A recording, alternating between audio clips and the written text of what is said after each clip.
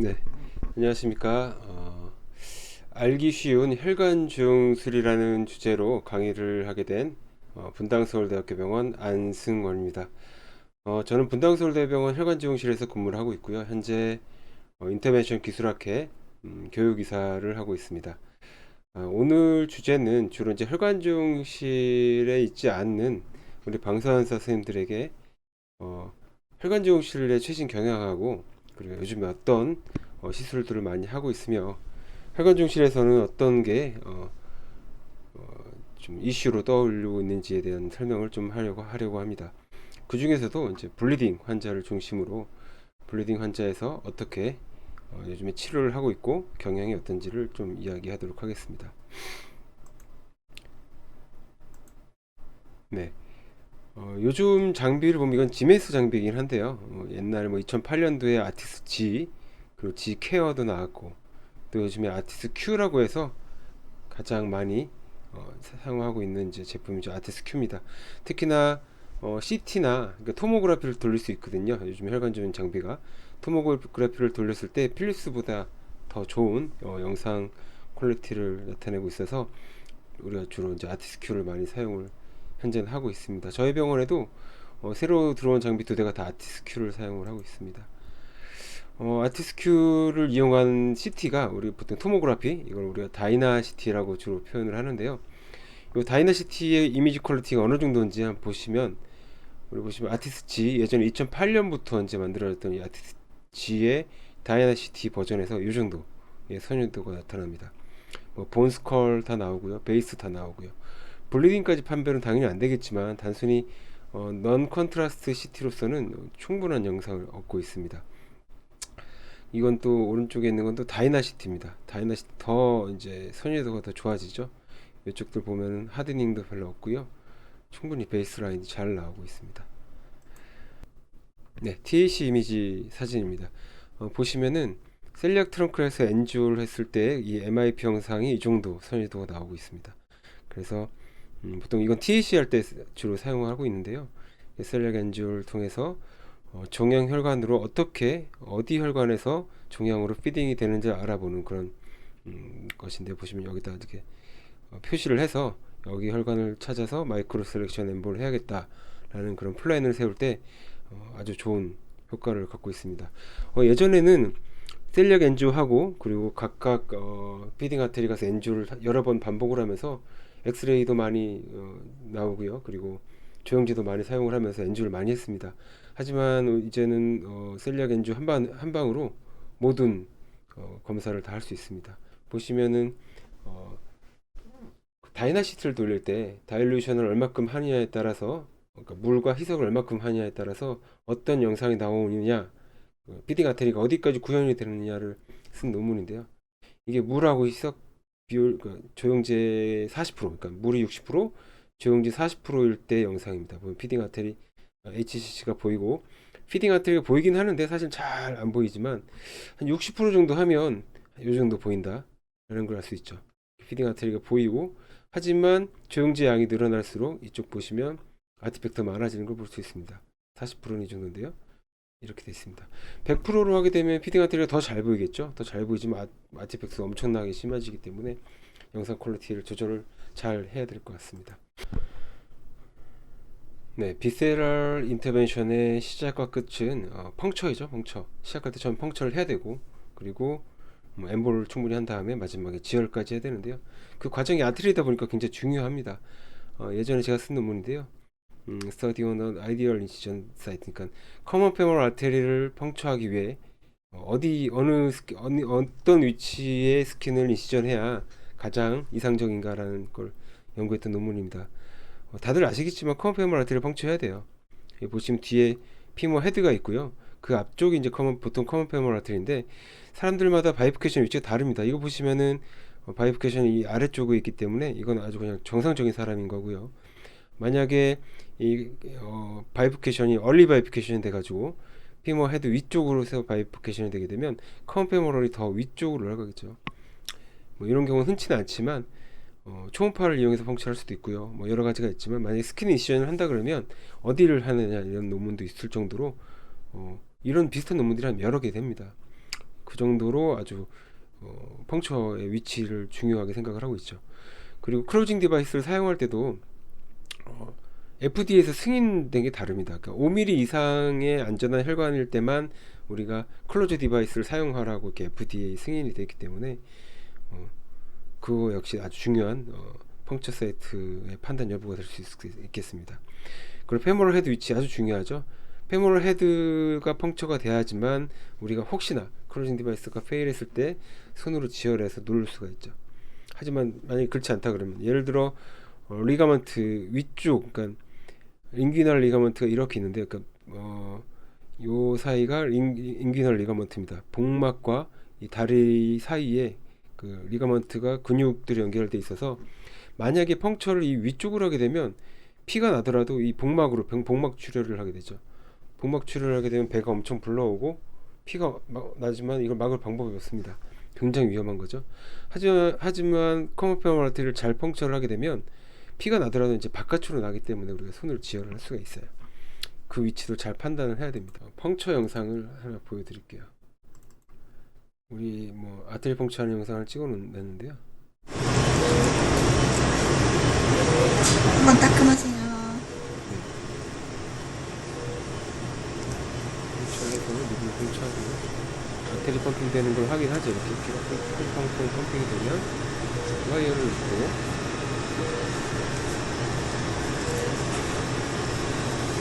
네, 이렇게 하고 쉬스를 이렇게 삽입을 합니다. 보통 오프렌치 쉬스를 삽입합니다. 오프렌치를 이용한 가이드들이 많기 때문에 오프렌치 쉬스를 삽입하고, 그리고 쉬스 내부를 헤파린 셀라인으로 크러싱을 해줍니다. 그리고 쉬스를 하게 됩니다. 네. 그러고 나서 이제 시작을 했으니 끝을 봐야 되잖아요. 쉬스를 어떻게 제거하느냐, 굉장히 많은 제품이 있습니다. 우리 에버트사에서 나오는 프로글라이드, 퍼클로저라고 흔히 불리는 프로글라이드가 제일 많이 사용을 하고요. 네, 그리고 뭐 엔지오실, 그리고 엑소실, 밍스, 뭐 기타 등등 여러 가지가 있는데요. 퍼클로저는 그냥 말 그대로 실로 묶는 겁니다. 그 나일론 실을 이용해서 묶는 거고, 최근에는 이제 혈관 안에 뭔가를 남겨놓는 걸 별로 안 좋아하기 때문에 혈관 안에서 발론을 켜서 다시 제거하는 그런 제품이 나와 있습니다. 이게 밍스인데요. 그 동영상을 제가 하나 보여드릴게요. 네, 밍스라는 제품입니다. 요즘 요게 이제 최신 개발된 제품입니다. 이렇게 혈류 안에다가 가이딩 와이어를 집어넣은 다음에 여기 벌룬이 달려 있어요. 벌룬을 살짝 펴서 이렇게 쭉 당겨서 월에 딱 걸쳐 놓습니다. 그리고 실런트를 넣어요. 이 실런트는 지혈이 되는 약간 패드 같은 역할을 하는 그런 제품입니다. 실런트를 넣고 조금 지나면 이 실런트가 혈관 벽에 흡수돼서 이렇게 파이버러스를 만들고 있습니다. 이렇게 만들어진 다음에 어느 정도 시간이 지난 후 벌룬을 딱 제거하면 혈관 안에는 뭐 많이 남지 않고 이 위쪽은 딱 굳어져 버리는 이런 제품이 이제 최근에 사용을 하고 있습니다. 요거 말고도 다양한 제품들이 많기 때문에 회사마다 특징적으로, 그리고 사용자가 가장 잘 사용할 수 있는 거를 사용을 하면 되겠습니다.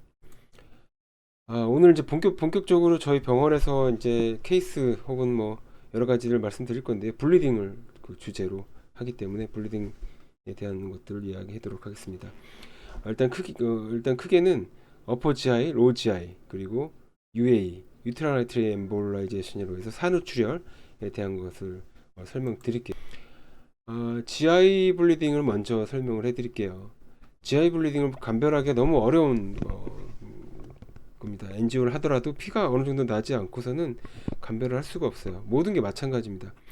환자들이 GI, 그러니까 뭐 헤마토케이지를 하든 헤메테메시스를 하든 그런 환자가 왔을 때 증상은 있어요. 헤모글로빈 수치가 떨어지고, 그리고 환자는 뭐 혈압이 떨어지기도 하죠.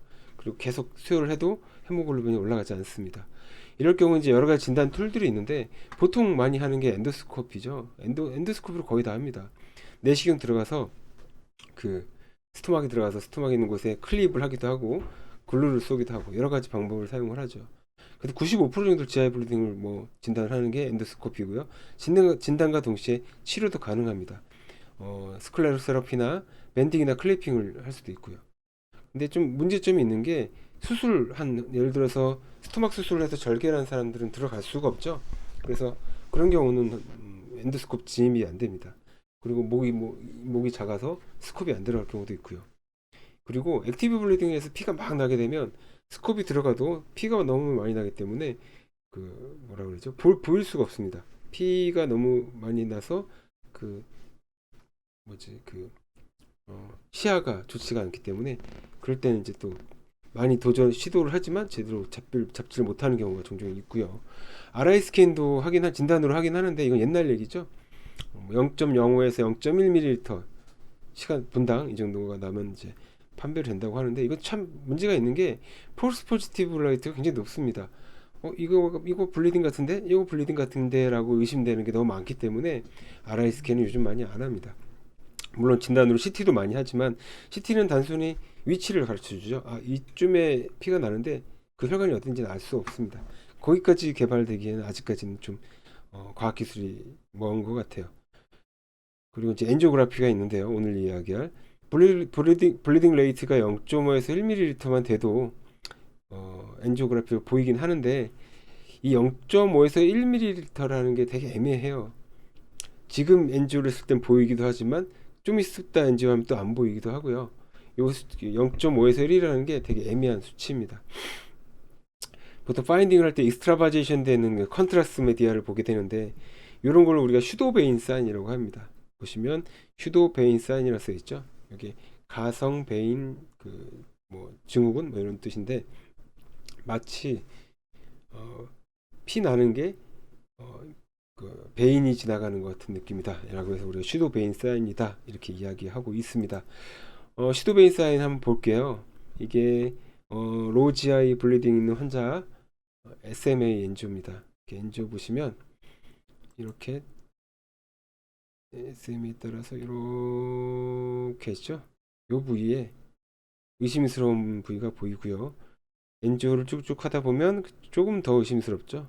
이게 흘러가는 모양이 마치 베인 모양이 같다 싶어서 이렇게 그래서 우리가 슈도베인 사인이라고 이야기하고 있습니다. 폴스 포지티브 진단이 어떤 경우에 되는지 말씀드리면요. 보통 바륨 그러니까 우리가 이 환자분들이 보통 응급실에 오거나 환자가 안 좋으면 여러 가지 시술을 하잖아요. 바륨 에네마를 하기도 해요. GI 스터디를 하게 되면 바륨을 먹기 시작하는데 시간이 지나면 어시아웃이 돼야 되는데요. 다이버티큘라가 있는 환자 같은 경우는 바륨이 거의 멈춰 있죠. 바륨이 멈춰 있으니까 엔지오를 하게 돼도 계속 거기에 바륨이 있기 때문에 이게 슈도베인 사인인가 라고 의심을 할 수도 있습니다. 물론 또 바울가스가 있어도 우리가 이게 과연 블리딩인지 알기 어렵습니다. 그래서 부스코판을 사용하기도 하죠. 바울가스의 움직임을 최소화시키기 위해서 약을 쓰기도 합니다. 그리고 인플라메이션 때문에 이게 블리딩인지 헷갈릴 수도 있고요. 여러 가지가 있습니다. 그리고 폴스 네거티브도 있어요. 실제로는 블리딩인데 이게 가짜 같다라고 이렇게 오인하는 그런 경우죠. 그거를 하지 않기 위해서는 인젝션 충분히 해야 됩니다. 적당한 볼륨의 컨트라스트를 엔지오할 때 인젝션 해야 되고요. 그리고 아테리를 잘 선택을 해야겠죠.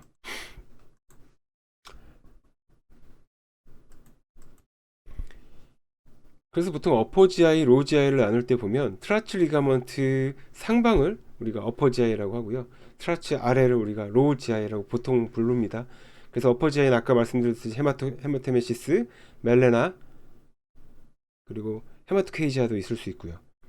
그리고 로우 GI 같은 경우는 헤마토케이지아가 주로 있을 수 있습니다. 콜론에서 블리딩이 되는 경우죠.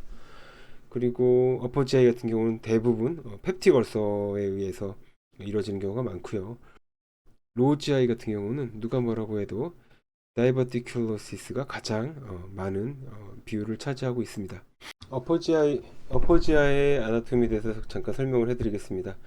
어퍼 GI의 특징은 굉장히 많은 혈관들이 여기저기 있기 때문에 다 커뮤니케이션이 되고 있어요. 어디를 막아도 다른 데서도 콜라테럴로 들어오게 되어 있습니다.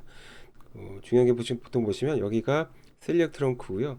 셀렉 트렁크에서 나가는 레프트 가스트릭 이렇게 나가서 레프트에 가스트릭 서플라이를 하고 있고요.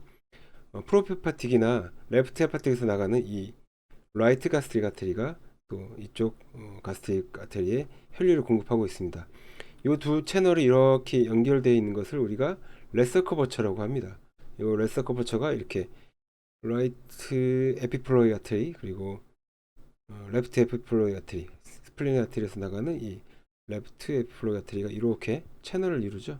요거를 우리가 그레이트 커버처라고 해서 이 그레이트 커버처 역시 레서 커버처와 마찬가지로 이 전체에 서플라이를 합니다.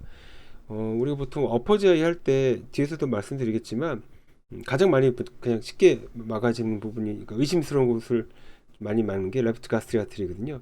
이 레프트 가스트릭 아테리를 우리가 글루나 젤폼 같은 걸로 막더라도 그러니까 이 부분을 젤폼으로 이렇게 막더라도 여기 이스케미아가 일어나지 않습니다. 왜냐면 블루드 서플라이가 충분히 레서 커버처, 그레이트 커버처로 충분히 들어가기 때문에 좀 안전하게 좀 막는 걸 좀 편하게 막는 편이에요. 혈관들이 많기 때문에 조금 피가 안 보이더라도 이렇게 예방적으로 막기도 합니다. 네, 콜라테럴 패스웨이도 우리가 생각을 충분히 해야 됩니다. 그래서 어퍼지아이 같은 경우는 셀리악과 SMA를 반드시 엔지오해야 돼요. 셀리악에서만 가는 건 그 블리딩이 되는 것뿐만 아니라 SMA에도 충분히 가거든요. 그래서 판크레티코 듀데널 아케이드라고 해가지고 보통 이렇게 SMA와 셀리악이 같이 이렇게 연결되는 이런 아케이드가 있기도 하고요. 노즈알 판크레틱 아트리라고 해서 이렇게 연결되는 것도 있기 때문에 반드시 셀리악과 SMA를 둘 다 엔지오를 해서 정확하게 판별을 해야 됩니다. 한 군데만 엔지오하면 안 되고요. 그레스 커버처, 레서 커버처 모두 다 볼 줄 알아야 됩니다. 그래서 우리 보통 레프트 가스트릭 아테리를 아까 말씀드렸듯이 막는 경우가 있어요.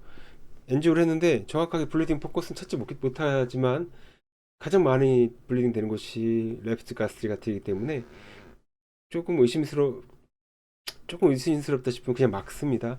보통 블리딩 포커스 찾을 수 없고 엔도에서 그러니까 내시경시에서 블리딩 포커스 가스트릭 푼두스나 지휘 정션 쪽에 있다라고 이렇게 있는데 찾지 못하겠다 이럴 때 우리가 보통 거기를 막습니다.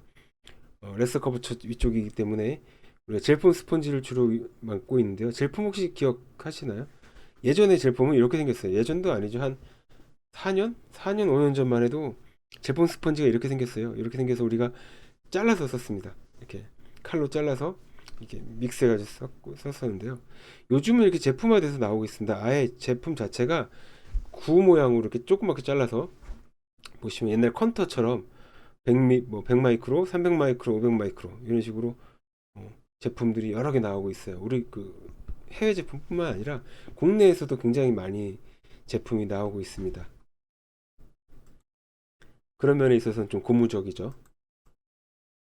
케이스를 몇 가지 보여드리는 게 더 좋을 것 같아서 케이스 좀 보여드리도록 하겠습니다. 어퍼지아이 같은 그 경우입니다. 보시면 이 환자분은 여기 보시면 이렇게 큰 슈도 시스트가 있어요. 이렇게 보이시나요?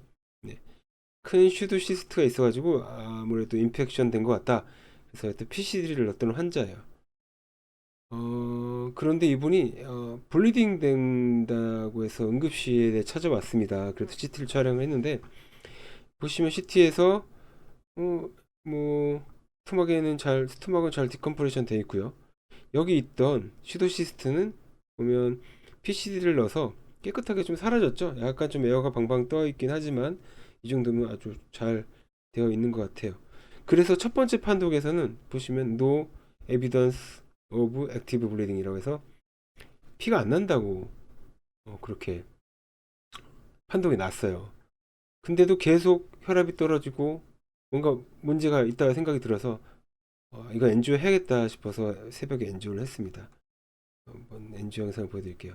자, 보시면 가스트라테를 걸어서 엔지오를 했더니 보이시나요? 이렇게 슈도 에너리즘에서 블리딩이 되고 있는 것을 볼 수 있습니다.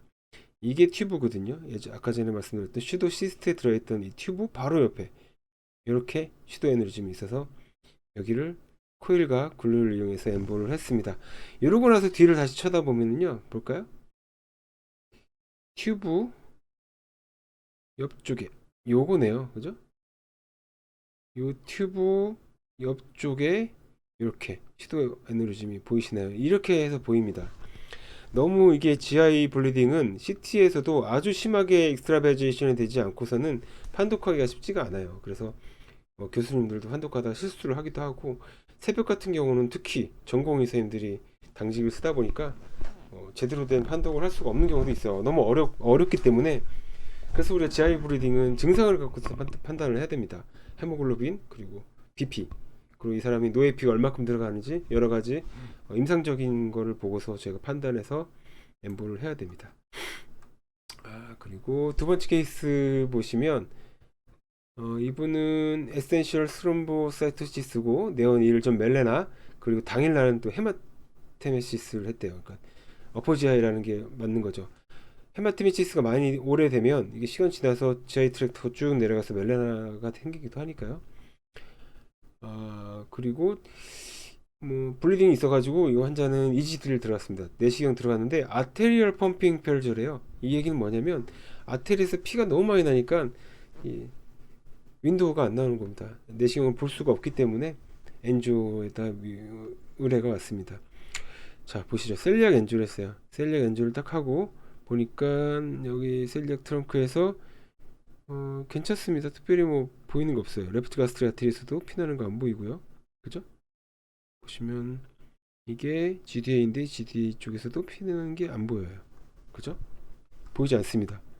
근데 보시면 아시겠지만 이게 정황을 잘 봐야 돼요. 엔조에서 안 보인다고 안 보이는 게 아니거든요. 보시면 EGD에서는 분명히 아테리 펌핑이 있었대요. 아테리 펌핑이 있어가지고 열심히 싸웠어요. 클리핑을 한 거죠. 클리핑하고 글로 날리고 많이 도전을 했을 겁니다. 클리핑을 했는데도 도저히 아테리를 잡을 수가 없었던 거죠. 근데 이 사진 보시면 여기 보이시죠? 이렇게 클리핑 자국이 여러 개 있어요. 되게 많은 시도를 하신 것 같아요. 하나, 둘, 셋, 넷, 다, 한 10개 정도의 클리핑을 했는데도 실패한 거죠. 그럼 피는 여기서 나는 게 확실한 거죠. 그럼 GD 엔지오를 해야 됩니다. 이렇게 엔지오를 하고 나서 끝나면 안 되는 거죠. 이 안에 들어가서 확실하게 엔지오를 다시 한번 해야 됩니다. 마이크로 카테터를 이용해서 들어가서 엔지오를 했더니 보이시나요? 클립 주변에 이렇게 엄청나게 휴지한 블리딩, 익스트라바제이션을 볼 수가 있었습니다. 이것도 우리가 코일과 글루 여러 가지 보시면 글루 3개 그리고 코일 하나로 꽁꽁꽁 막았던 그런 케이스입니다. 세 번째 케이스는 판크레스트 캔서고요. 캔서 때문에 PPPD 수술을 하신 분이에요. 그러니까 다 잘라냈죠. 다 잘라내거나 수술하고 10일, 열 하루가 지난 다음에 JP에서 블리딩이 된 그런 케이스입니다. 아주 이거 우리 인터벤션실에서는 아주 응급 중에 하나예요. 그러니까 수술을 하고 나서 JP에서 피가 난다. 이거 굉장히 위험한 거죠. JP가 뭐냐면 CT 보여드릴게요. CT 보시면 이분이 수술하신 것처럼 PPPD 수술을 하고 나서 이게 JP입니다. 보통 우리가 수술을 하고 나서 이 주변에 가스트릭 주스가 많잖아요. 위도 잘라내기 때문에 가스트릭 주스도 나오고 판크레스도 자르기 때문에 판크레스 주스도 나옵니다. 그리고 CBD도 자르기 때문에 바일 주스도 나옵니다. 이런 것들을 잘 수술하면 상관없지만 봉합이 좀 열리거나 힐링 되기 전까지는 그런 피주스나 이런 담즙 같은 것들이 이렇게 흘러나오거든요. 이 흘러나오는 것들을 이 JP가 받아내고 있어요. 조금씩 받아내면서 힐링이 되는 거, 시간을 버는 그런 용도로 우리가 JP를 쓰고 있는데, 이 JP에서 갑자기 액티브 브리딩이 된다는 거는 아주 위험한 거죠. 주변에 혈관이 터져서 피가 지금 현재 나오고 있는 거기 때문에 초응급입니다. 사진 보시면 여기서는 보이지 않아요, 그죠? 딱 보시면 JP가 있고 이것도 JP죠. 둘 다 JP인데, 네, 요게 JP인데, 네, JP 주변에 블리딩이 특별히 보이진 않습니다. 그러니까 CT에서 모든 걸 진단할 수 있는 게 아니에요. 아까도 말씀드렸지만 임상적인 증상으로 봐야 돼요. 지금 JP에서 피가 펑펑 나고 있는 게 있다고 하니까 피가 나는 게 맞는 거죠. 믿고 들어가서 엔지오 해야 됩니다. 엔지오를 해봤더니 보시면 슈도베인 사인이 아주 크게 보이죠. 레프트 아마도 셀리악하고 프로페파틱, 그리고 라이트 헤파틱이고 이 레프트 헤파틱인 것 같아요. 레프트 헤파틱 아테리에서 피가 이렇게 펑펑 나오고 있는 걸 볼 수 있습니다. 여기도 마찬가지로 글루를 이용해서 엠보를 하고 환자 BP 회복됐던 케이스입니다.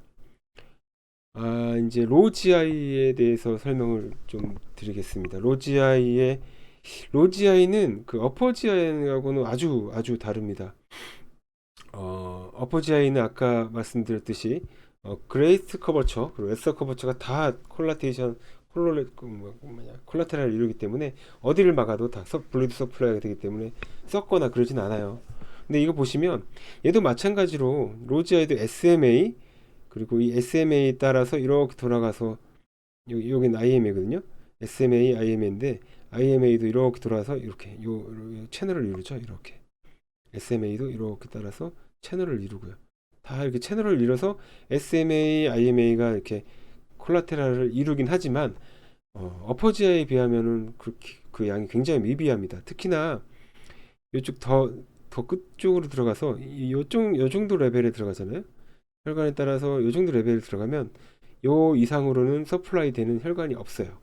그런 개념이 있는데 보시면 그 개념을 우리가 바사 렉타라는 개념입니다. 아까 영상에서 요 부분을 생각하시고 여기 봐주세요. 보시면 요걸 마지널 아트리라고 그래요. 모든 뭐 SMA나 IMA를 통해서 이 채널이 이렇게 형성이 돼 있고 여기까지는 이제 어디가 막혀도 다른 데서 이렇게 블루드 서플라이가 다시 되지만 여기 채널을 지난 마지막 아트리 마지널 아트리라고 하죠. 이 마지널 아트리를 지나고 나면 여기 혈관을 막게 되면 여긴 다 이제 네크로시스가 되는 겁니다. 그러니까 쉽게 말하면 조직이 다 썩어 버리는 거죠. 많이 맞게 되면 조직이 썩게 되면 아주 큰 문제가 생기죠. 특히 콜론 같은 경우는 썩게 되면 그냥 잘라내는 수밖에 없습니다. 썩게 되면 뭐 잘라낸다고 해서 거의 부위만 이렇게 딱 잘라낼 수 없고 잘라내게 되면 뭐 전체를 뭐 라이트 콜론을 다 날린다든가 레프트 콜론을 다 날리는 그런 상황이기 때문에 엠볼을 할 때 아주 조심해야 돼요. 그리고 렉툼도 마찬가지입니다. IMA하고 뭐 인터널 리아 아트리랑 같이 동시에 듀얼 서플라이를 하긴 하지만 이것도 마찬가지로 바사렉타의 개념이 있기 때문에 함부로 막았다는 큰일 납니다. 최대한 마지날 아트리 끝까지 가서 엠볼을 해야지 안전하다고 할 수 있습니다. 이것도 케이스를 보여드리면서 설명을 드리겠습니다. 로지아인데요. 이분은 뭐 헤마토케이지아로 이제 피가 많이 난다고 해서 왔어요. 액티브 블리딩이래요. 시쿰에 있답니다. 보통 근데 어퍼지아이랑 조금 다르게 로지아이는 조금 보이긴 해요. CT에서 여기 보시면 여기 보이시나요? 여기 슈도베인 사인이 정확하게 보이죠. 이렇게 익스트라바이션이 되고 있어요. 왜냐면 어퍼지아이는 이렇게 굉장히 움직임도 많고 작고 혈관도 작고 그리고 뭐 듀오데넘도 작고 여러 가지 기관들이 움직이고 있기 때문에 그 움직임을 위치를 잘 익스트라바이제이션을 볼 수 없지만 콜론 같은 경우는 빠르지가 않잖아요. 천천히 흘러가기 때문에 콜론에 이렇게 피가 나게 되면 이렇게 모여 있습니다. 한쪽에 이렇게 블리딩이 된다는 걸 확실히 이걸 보면 알 수 있죠. 그리고 나서 엔줄 해보면 SMA 엔줄 했을 때 요 부위 이렇게 따라서 이렇게 따라가겠죠. 요 부위에 슈도베인 사인이 이렇게 보이는 것을 볼 수 있습니다. 그래서 최대한 가까이 가야 돼요. 최대한 가까이 따라가서 바사렉탈 마지널 아테리까지 가서 글루로 엠볼을 합니다. 글루로 한 방에 깨끗하게 엠볼을 하는 경우고요. 그러지 못한 케이스도 있어요. 이번 케이스 같은 경우는 이분은 이거는 전혀 다른 상관없는 수술을 하긴 했어요. 사이로이드 캔서로 사이로이덱토미를 했는데 멜레나가 생겼습니다.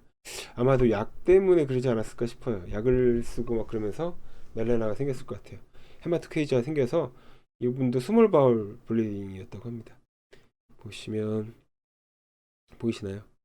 이제 좀 대충 감이 오시죠? 보시면 여기 이 부위에 블리딩 되는 걸 볼 수 있습니다. 익스트라바이션이 아주 제대로 되고 있죠? 그런데 엔지오를 해봤더니 보십시오. 분명히 이쪽에 블리딩이 되고 있다는 건 알고는 있지만 정확히 어딘지는 알 수가 없는 상황입니다. 보이시나요? 네. 그래서 마이크로로 들어가서 끝까지 찾아가서 엔지오를 해봐도 특별하게 어디가 딱 피가 난다라는 건 볼 수 없지만 여기가 맞는 것 같긴 해요. 근데 아까 말씀드렸듯이 바사렉타까지 찾아가서 엠볼을 해야 되는데 로지아이는 근데 이거를 정확히 알 수 없었어요. 정확히 찾을 수 없었기 때문에 멀리서 쓸 수밖에 없습니다. 그래서 바울 네크로시스나 뭐 이런 걸 피하기 위해서 어쩔 수 없이 글루를 사용하지 못했고 젤폼을 이용해서 엠볼을 했습니다. 뭐 젤폼은 뭐 일주일 요즘 제품들은 뭐 이틀 정도 만에 다 녹아버리는 거기 때문에 조금 안전하게 코일이나 글루가 아닌 젤폼으로 엠보를 했던 경우입니다. 마지막으로 자궁동맥 색전술에 대해서 설명을 드릴게요. 이건 좀 어, 여기저기 병원에서 많이 하죠. 우리 병원에 저희 병원에서는 논문도 많이 썼고 이거 갖고 그래서 할 말이 많아서 제가 설명을 하는 것 같습니다. 무슨 정상적으로 우리가 질분만을 하게 된다 그러면 300에서 500 정도 300에서 500 정도의 출혈이 있다고 해요. 그리고 제왕절개를 하게 되면 700에서 1000 정도의 700에서 1000ml 정도의 그 출혈을 하게 됩니다. 근데 산모는 1리터 이하의 분만 출혈은 별 무리 없이 견딜 수 있다고 해요. 그래서 보통 아기를 낳기 전 산모들은 보통 1에서 2리터 정도의 증가된 혈액을 갖고 있다고 해요. 그래서 임신 30주 이후에는 혈액량이 30에서 50% 정도 늘어나 있다고 합니다. 산과 출혈의 위험성은 산모는 혈액의 30% 소실이 있기 전까지는 바이탈 사인이 정상 범위라고 봅니다. 피가 아무리 나도 바이탈이 변하지가 않아요. 근데 피가 나고 있는데 그거를 확인할 수 없죠. 보통 피가 나면 30% 소실이 있다면요, 바로 소식이 옵니다. 피가 30% 나면 바로 BP 떨어지고요. 환자 금방 이제 안 좋아지기 때문에 바로 조치를 할 수 있는데, 산모 같은 경우는 그래도 알 수가 없기 때문에 피가 나도 그렇게 심각하게 생각을 안 하는 거죠. 그러다 보니까 보통 로컬에 있는 산부인과에서 피를 한참 내고 나서 그러고 들어옵니다. 그런 경우 우리가 DIC라고 하는데요. 피가 한번 나기 시작하고 이걸 빨리 해결하지 않고 계속 방치를 하게 되면 DIC에 빠지게 돼요. 이거는 파종성 혈관 내 응고증이라고 하죠. 혈관이 응고되지 않아요. 계속 그냥 피가 줄줄줄 나게 됩니다. 근데 이런 경우에 수혈을 하게 되더라도 수혈되는 피가 그대로 다 바자이나로 나가고 있습니다. 그런 경우 DIC입니다. 그래서 산후출혈의 원인은 1차성으로는 출산 후 24시간 이내에 발생하는 산후출혈이 주로 많다고 하고요. 2차성은 출산 후 24시간 이후에 발생하는 산후출혈을 말하고 있습니다. 위험인자로는 난산, 태반이산 여러 가지가 있는데 간단하게 정상적인 것만 일단 보여드리도록 하겠습니다. 근데 이게 자궁수축제에도 반응하지 않게 된다 그러면 이렇게 하기도 해요. 수술장에서는 배를 누르고 그리고 바자이널로 손을 넣어서 이렇게 자궁을 꽉 눌러서 지혈을 하는 경우도 있는데, 이거는 사실 좀 옛날 방법인 것 같기도 하고요. 요즘은 바크리를 주로 많이 씁니다. 이렇게 엄청나게 큰 발론이에요. 이렇게 바자이널로 들어가서 이 안을 꽉 채워서 유트라인 블리딩을 막게 되는 그런 역할을 하게 되는 이런 바크리라는 제품을 많이 사용을 하고 있습니다.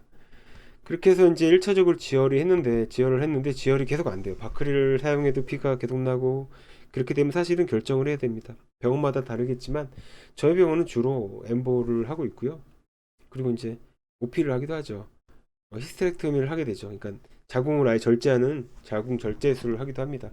피가 너무 심하게 나면 사실은 자궁 절제술을 빨리 해야 되는 것도 방법이긴 합니다. 엠보가 잘 된다면 상관없겠지만요.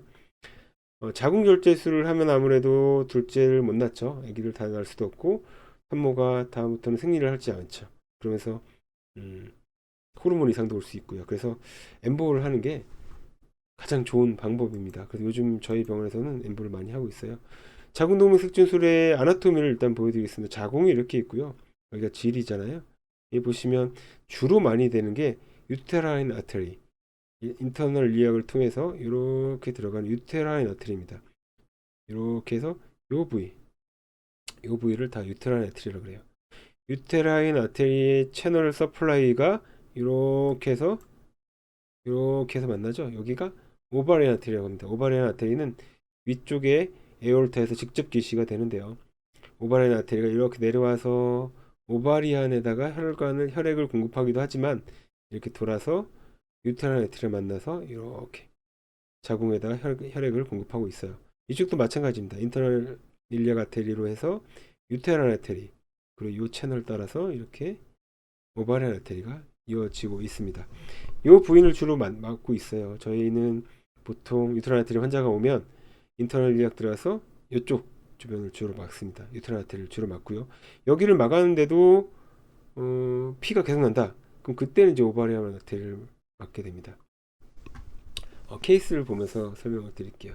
시스텍을 통해 분만한 후 산후조리원에서 지내던 중에 금일 갑작스런 출혈이 있어 땡땡땡 산부인과에서 옥시토신 뭐 이런 것도 다 투여하면서 오셨대요. 두 팩이나 수혈도 두 팩이나 하고 왔는데도 계속 피가 나서 저희 병원에 오게 된 환자입니다.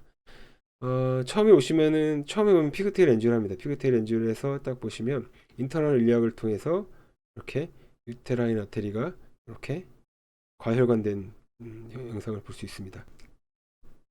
엔지오를 하게 되고요.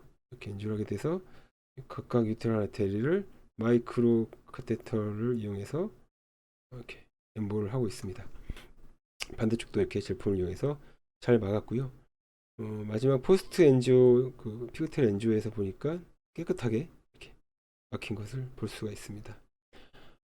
두 번째 케이스는 좀 특이한 경우인데요. 이분도 시색을 했어요. 시색을 하고 바크리까지 다 집어넣었지만 계속 BP가 유지가 되지 않아서 엠보를 하게 됐습니다. 이것도 마찬가지로 피그테일 엔지오에서 보시면 이렇게 굉장히 지저분하죠. 이렇게 다시 보여드릴게요.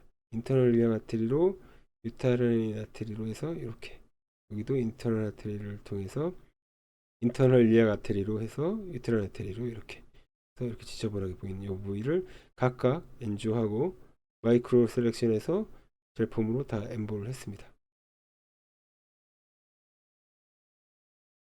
엠보를 다 하고 나서 마지막으로 피그테일 엔지오로 파이널 깨끗하게 잘 막아진 것을 볼 수 있습니다. 그런데 같은 환자가 또 오게 됐어요.